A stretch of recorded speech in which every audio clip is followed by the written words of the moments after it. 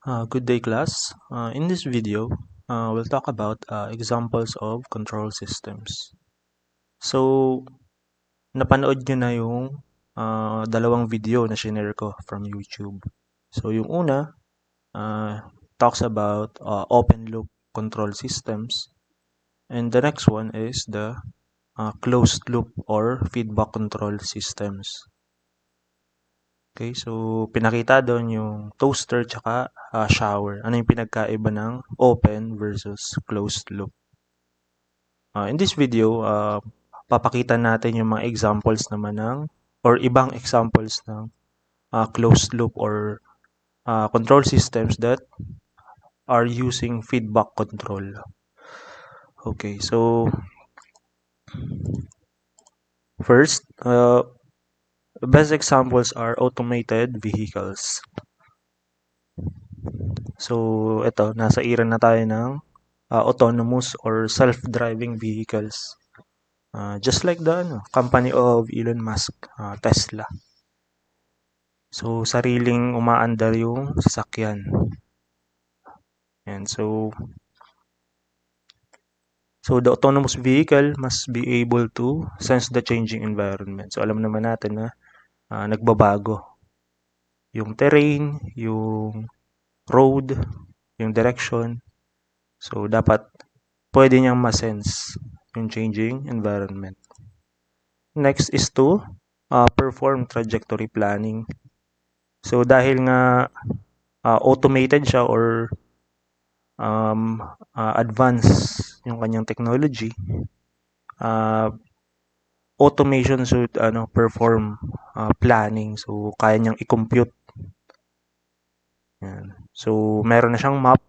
So, ipa-follow niya lang yun through trajectory planning. Okay, so, naulat.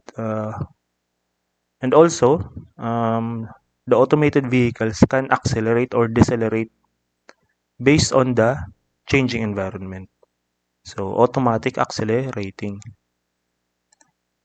And also, braking. So, deceleration. So, kailangan alam niya kung kailan magbe-brake and kailan mag-accelerate. In this picture, this is mainly focused on steering and turning. So, makikita nyo dito, class, kino-compare niya yung actual direction, which is the blue line, versus the desired direction of travel. So, yung black. Okay, so, pag medyo napapalayo na siya, i-steer niya sa left, then, yan. Ito yung desired output mo. Then, pag napapalayo naman siya sa left, need mong i-steer sa right. So, andun ka na ulit sa desired output. Then, paulit-ulit lang yung process. So, ngayon, ang purpose ng feedback control na to is to minimize the error. Ayan. So, you have desired course of travel, which is the black line. And, meron kang actual course of travel. Siyempre, hindi naman perfect yung automated vehicle. But, you can control it para ma-minimize mo yung error. Ayan. So, ito, merong block diagram. So,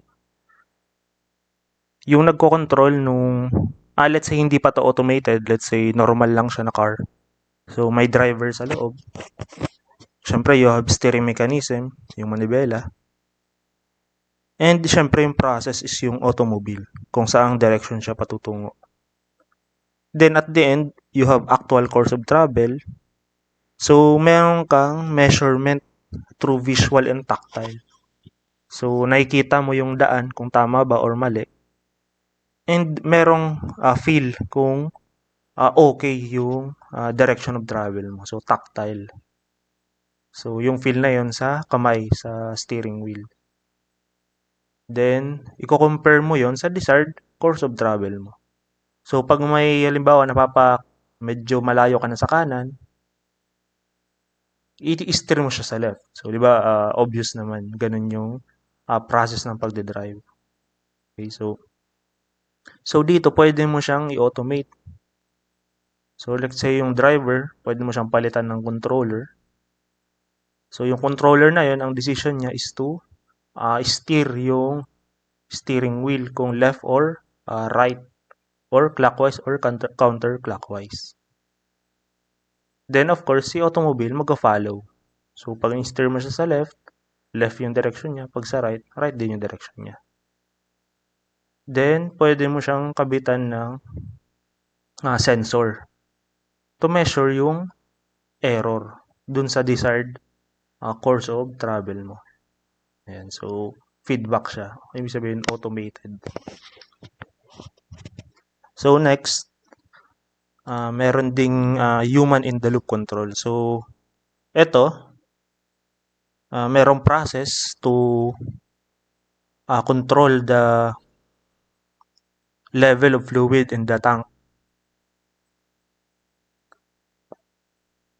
So makikita nyo dito, yung tao, siya yung nagko-control nung tank, nung fluid ng tank. So paano niya na-control? By opening or closing this valve. Ayan. So syempre pag inopen niya, lalabas yung fluid. Pag close niya, walang lalabas na fluid, tataas yung level ng water kasi meron kang continuous input ng tubig. So yung desired output mo dito is yung level ng tubig. So ang gusto mo, ayaw mo siyang umapaw. So meron kang visual input. So let's say yung operator, nakita niya, tama na. O sige, close ko na yung valve. Ayan. Then, pag sobra na yung tubig dito, i-open niya na yung valve para lumabas yung tubig and bababa yung level ng tubig sa tank. So, ayan. Si operator, pwede mo siyang palitan para ma-automate siya ng sensor. So, pwedeng water level sensor. And yung actuator mo dito, yung valve kung mag-open or close. So, yan. Isa yan sa example ng control systems to regulate the level of water. Okay, so ito obvious, humanoid robots. So, ano ba yung robot? Robot is a computer-controlled machine that involves technology closely associated with automation. So, syempre, robot siya, may sarili siyang mekanismo or mechanism. So, kaya niyang gumana sa sarili niya. So, automated siya.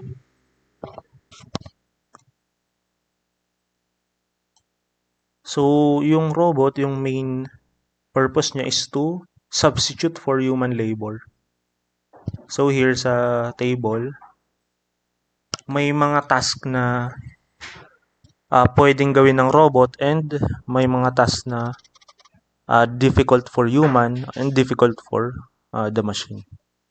So, for example, for human, it is difficult to inspect a system in a hot, toxic environment. So, yan, obvious naman. So, pag mainit or toxic, hindi pwede yung tao doon kasi risky or hazardous yung environment.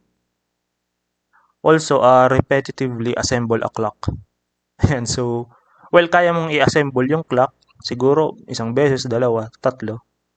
But repetitively assembling it at infinite number of times is almost impossible for a human being. So, you need the robot for this.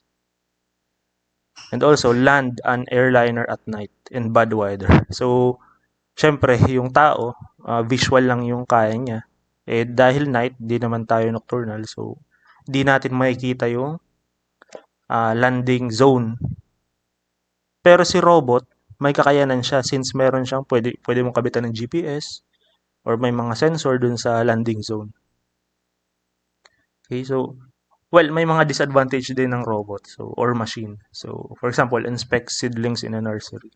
Alam naman natin yung pag seedlings, super random ng mga sizes, color, yun. So, mahirap para sa robot i-inspect or i-segregate yung mga seedlings.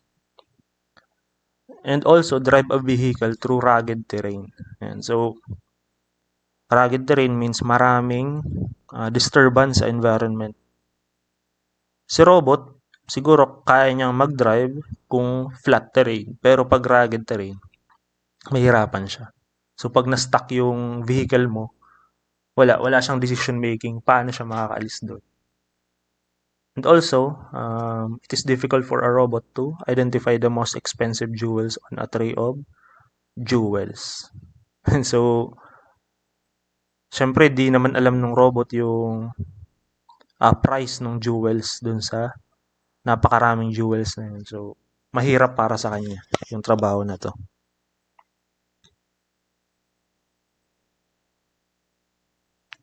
Okay, so that's for robot.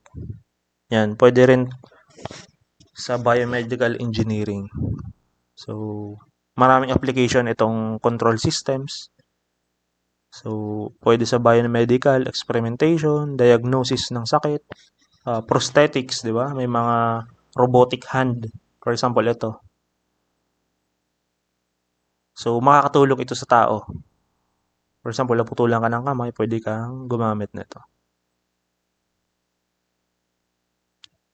So, may mga iba pa nga dyan na yung kamay connected sa nervous system.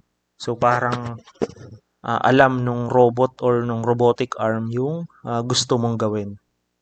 Iniisip mo pa lang, alam niya na kung ano yung dapat. So, ito.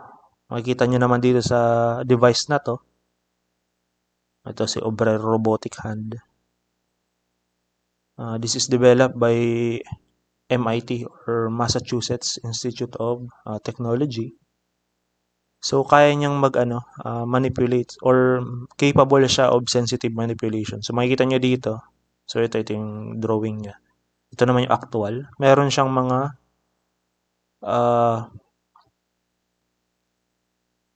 meron siya dito mga lobe. So, ito yung pang-sense niya. For example, kung hard object or smooth object or brittle object, mas-sense dito. So, mariregulate nung robotic arm kung ano ba yung grip na dapat, kung mahigpit or slight lang. Okay, so, yan. So, this is possible through control systems.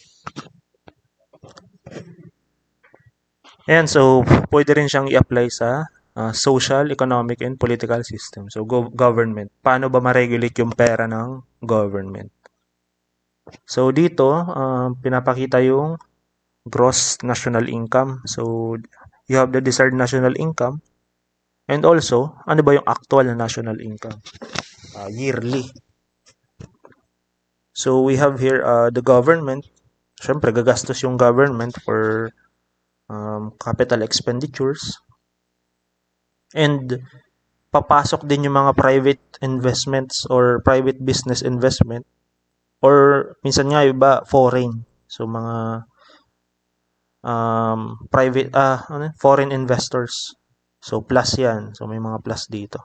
Ibig sabihin additional money sa kaban ng bayan. And of course, yung pera na yun gagamitin for business production. So ano ba tong mga business production? For example, nag-spend yung government sa roads, for example, NLEX, SLEX, mga ganun, mga expressway. Siyempre, meron yung toll fees. So, with that, yung capital expenditure, it can produce money. So, it will add to the national income. Ayan. So, ayun. So, toll fees, consumer spending. So, syempre, yung mga motorista, sila yung consumer, mag-a-add din yun sa kaban ng bayan. Then, part of that will go to tax collections. So, kaya siya may minus dito. So, yung total income ng buong total income ng nation is merong tax collection. So, minus, then you have the measure of the national income dito. So, kung mas mababa, mag-iisip si government ano pa ba yung mga dapat gastusan. And of course, kung mas mataas sa desired national income, much better. So, yan. So, na-apply din yung closed loop control system dito sa government. Though, syempre, mas masyadong complicated yung government compared dito sa process na to. Pero, this gives an overview paano nag-work ang government, paano umiikot yung pera sa government. Okay, so next we also have unmanned aerial vehicles. So unmanned meaning walang tao sa loob. So this can be controlled by a remote computer or may tao na malayo nasa control tower, kaya niyang i-control tong aerial vehicles. So ano ba yung purpose niya? So it can do aerial photography. So if you are examining a portion of a land or geography, so yan, pwede kang kumuha ng photography. Though meron naman mga technology ngayon, di ba, may mga drones. So pwede rin naman yun. Kumbaga ito yung nila, ancestor ng drones ngayon. Unmanned UAV. Also, disaster mitigation. Ayan. So, pwede mong ma-monitor. For example, may yung bulkang Mayon sa Sabog. Makikita mo kung saan na ba yung scope nung flow nung lava kung meron man.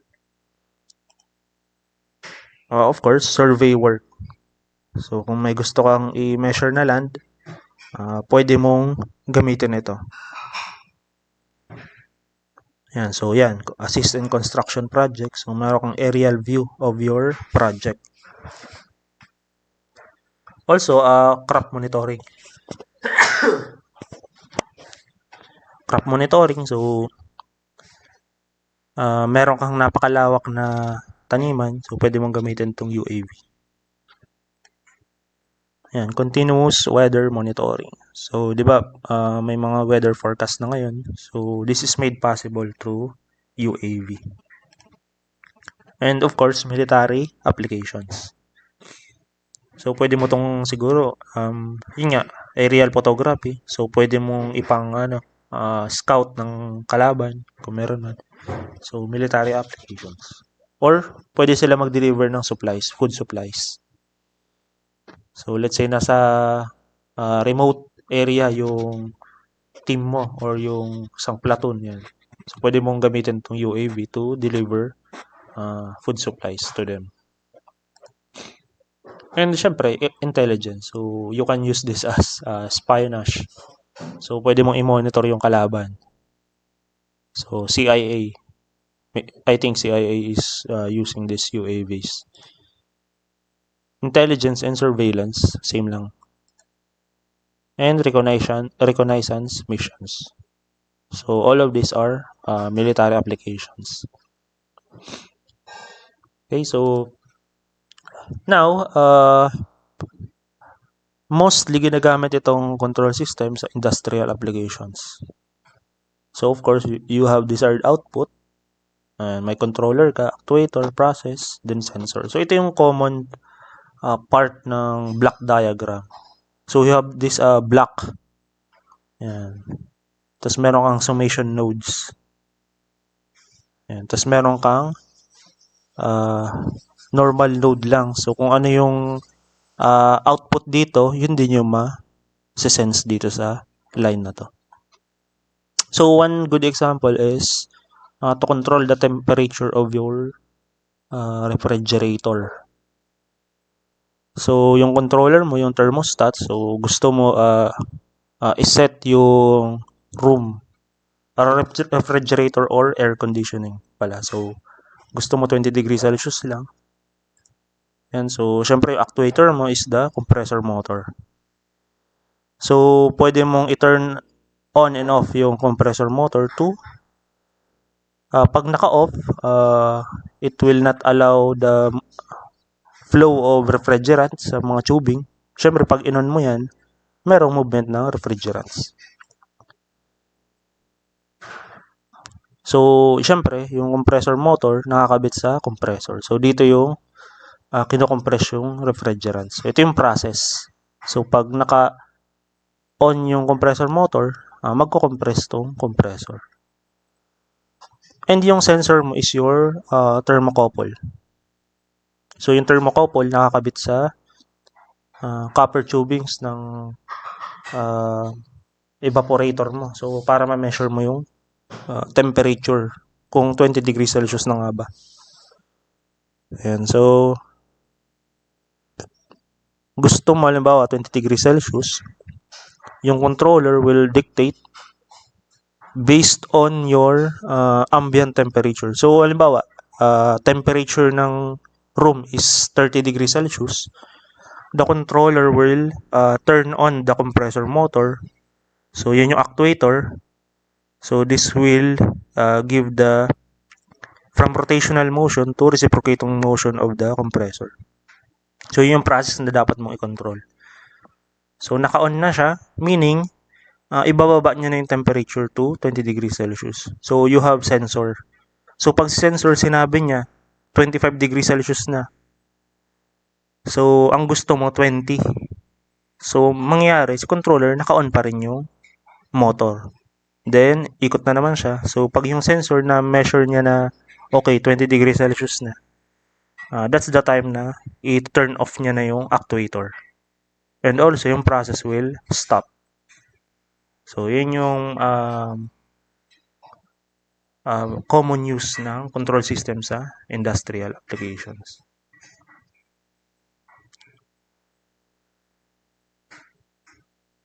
So there are other examples sa industry. Pwedeng oven, furnace, and water heater. So pwede mong i-control yung speed, temperature, pressure, position, thickness, composition, and quality ng product mo. So yun yung mga relevant property sa industry.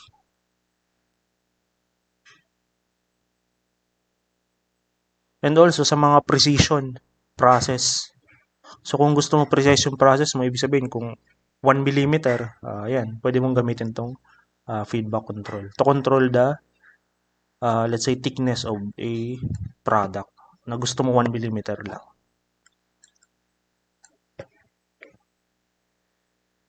So yan, so energy generation din. So pwede mo siyang gamitin sa wind turbine generator, solar heating and cooling, and automobile engine performance. Yan. Okay, so next video, pag-uusapan naman natin ang kung paano ba mag-design ng control systems. Okay, thank you.